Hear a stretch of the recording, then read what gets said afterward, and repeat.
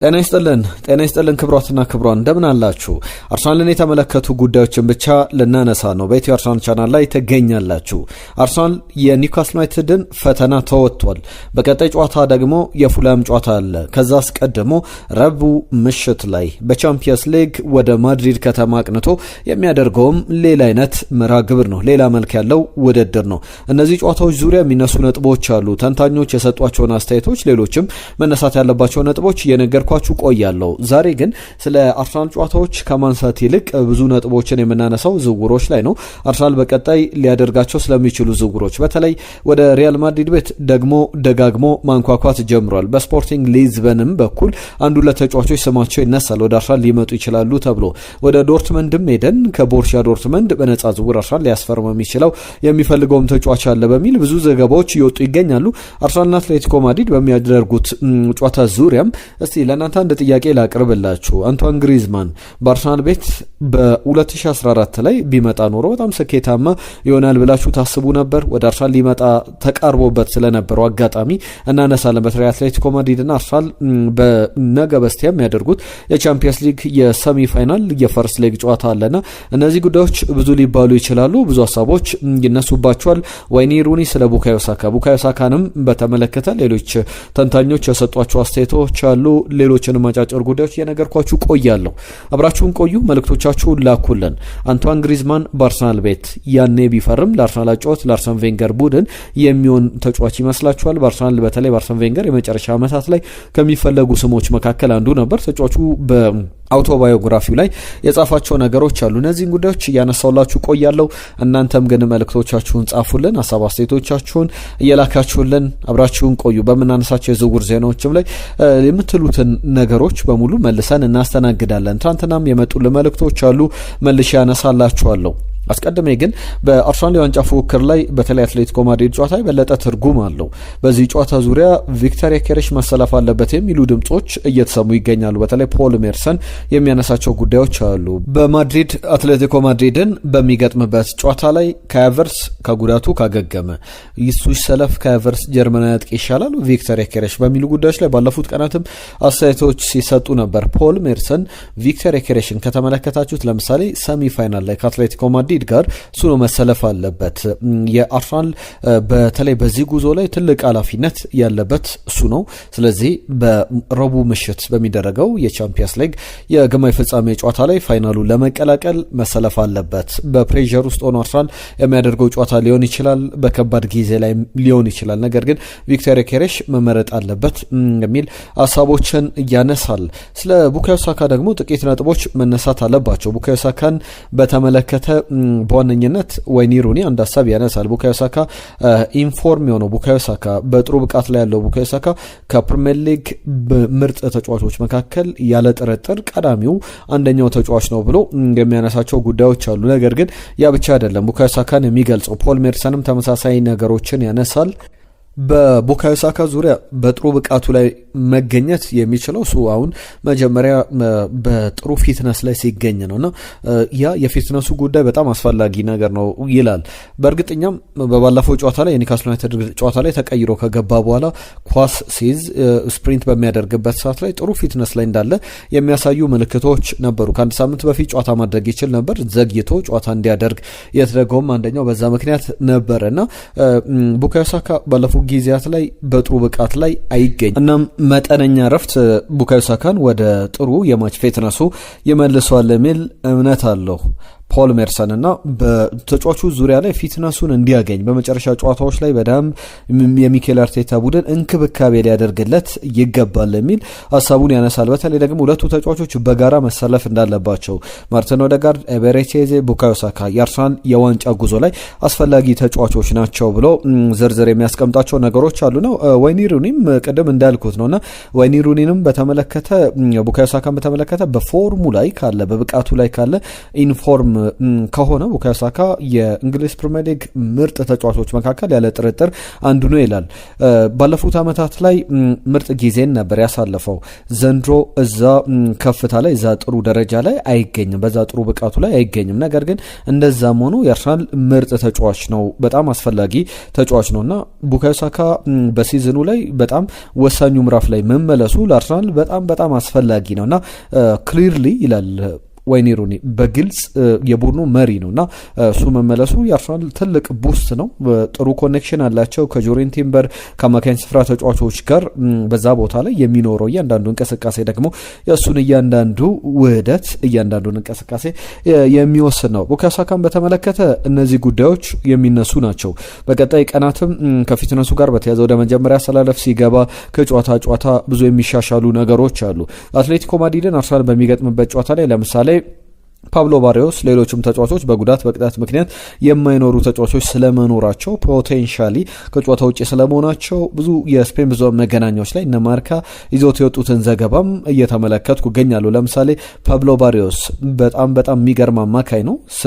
በሁለቱም የደርሶ መልስ ጨዋታዎች ላይ በሰሚ ፋይናሉ በመጀመሪያውም ጨዋታ በኤምሬትስ የመልስ ጨዋታም ላይ እንደማይኖር የሚያረጋግጡ ዜናዎች አሉ። ነገር ግን አሁን ፓብሎ ባሪዮስ መኖሩ አለመኖሩ ብቻ ሳይሆን አርሰናል በራሱ ላይ ትኩረት ማድረግ አለበት የሚሉ ሀሳቦች መነሳት አለባቸው። ምክንያቱም አትሌቲኮ ማድሪድ ብቻ አይደለም፣ ለምሳሌ አርሰናልም በጣም እየተፈተነ ያለበት ጊዜ ላይ ነው በጉዳቶች በአቋም መውረዶች ምክንያትና ለአትሌቲኮ ማድሪድ ብቻ አይደለም እንደዚህ አይነት ዜናዎች ያሉትና አርሰናልም የራሱ ነገር ላይ የራሱ ተጫዋቾች ላይ ያሉት አቬለብል ሪሶርሶች ላይ ትኩረት አድርጎ ጨዋታዎችን በዛ መንገድ ማሸነፍ ይኖርበታል።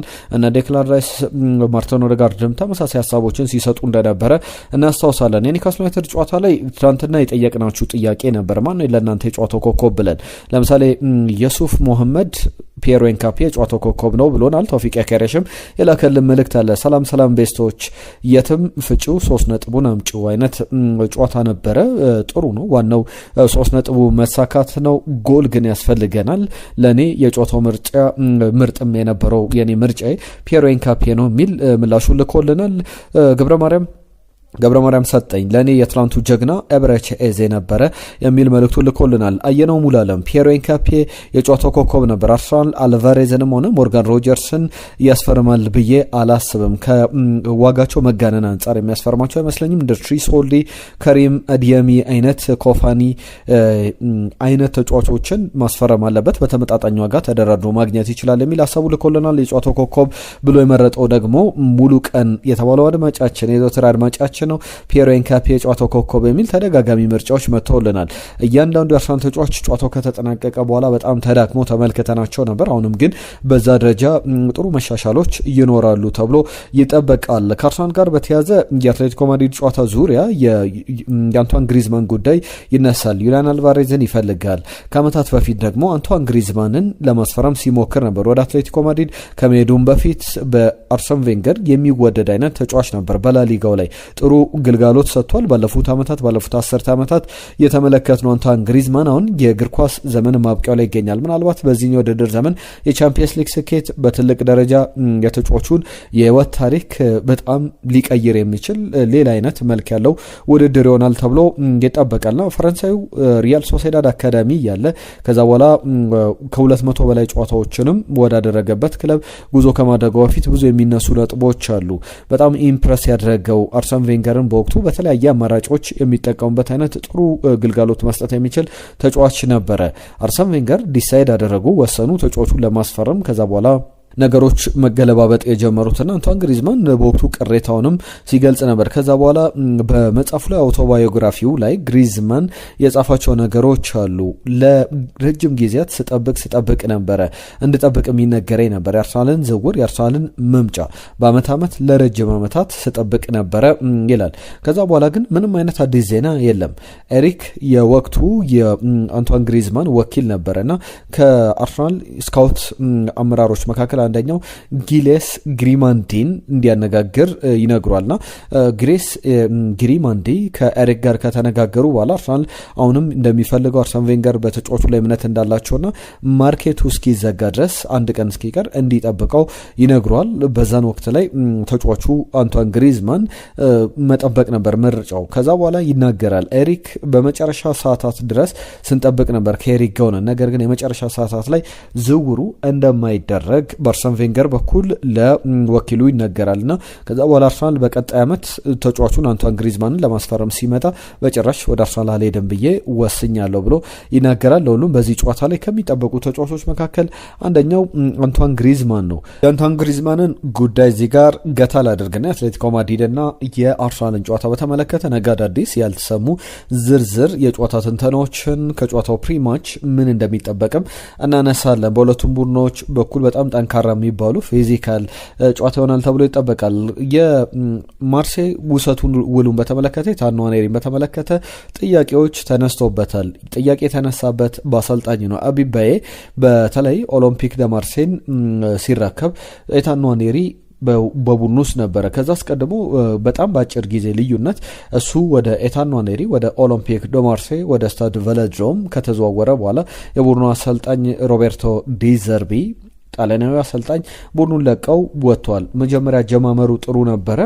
በጨዋታዎች ላይ የመሳተፍ እድሎች ነበሩ።